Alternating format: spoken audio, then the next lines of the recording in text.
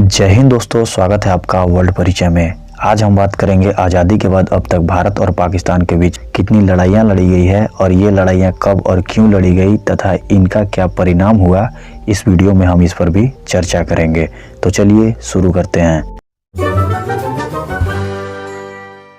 भारत को आज़ाद हुए 75 साल बीत चुके हैं। इन 75 साल में अब तक 5 लड़ाइयाँ भारत के द्वारा लड़ी गई है, जिनमें से सबसे ज़्यादा 4 बार पाकिस्तान के साथ लड़ी गई है और एक बार 1962 ईस्वी में चाइना के साथ लड़ी गई है। भारत और पाकिस्तान के बीच ये 4 लड़ाइयाँ कब और क्यों लड़ी गई, चलिए देखते हैं। सन 1947 ईस्वी में स्वतंत्रता मिलने के कुछ महीनों के बाद ही कश्मीर को लेकर भारत और पाकिस्तान के बीच पहला युद्ध शुरू हो गया। इस युद्ध में पाकिस्तानी सेना का समर्थन पाकर कबीलाई आदिवासियों ने कश्मीर पर 20 अक्टूबर को हमला कर दिया। इस हमले के बाद 24 अक्टूबर तक हमलावर श्रीनगर के पास तक पहुंच गए। संकट बढ़ता देख जम्मू कश्मीर के महाराजा हरि सिंह ने भारत सरकार से मदद मांगी। राजा हरि सिंह के मदद मांगने पर भारतीय सेना भी इस जंग में शामिल हो गई।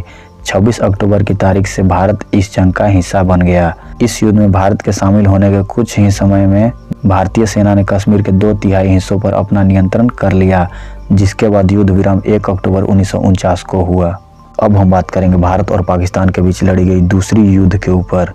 भारत और पाकिस्तान के बीच यह दूसरी युद्ध 1965 ईस्वी में लड़ी गई थी। इस युद्ध को दूसरे कश्मीर युद्ध के नाम से भी जाना जाता है। इस युद्ध की शुरुआत पाकिस्तान के ऑपरेशन जिब्राल्टर के कारण हुई थी, जिसके तहत पाकिस्तान के द्वारा कश्मीर में सेना की घुसपैठ कराने की योजना बनाई गई थी। इसमें पाकिस्तानी सेना के करीब 30,000 जवान स्थानीय लोगों की वेशभूषा में कश्मीर में घुसपैठिया बनकर घुस आए थे।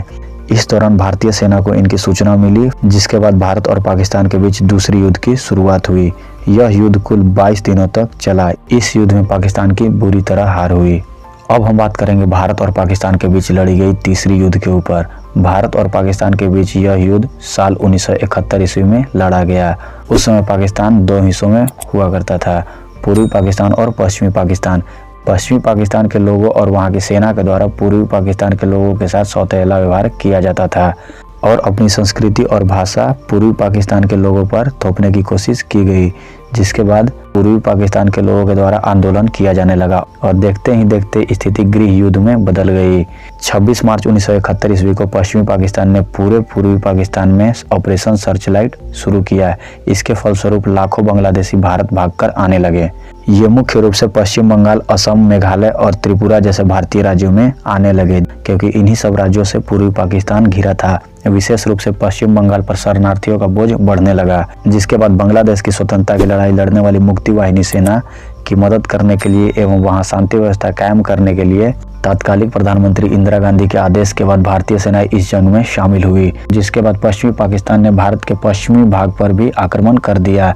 इस युद्ध में भारतीय सेना के द्वारा 2 मोर्चों पर एक साथ एक समय जबरदस्त युद्ध कौशल का परिचय दिया गया। इस युद्ध के पश्चात पाकिस्तान 2 हिस्सों में बंट गया और नया देश बांग्लादेश का निर्माण हुआ। इस युद्ध में भी पाकिस्तान को भारत से हार का सामना करना पड़ा।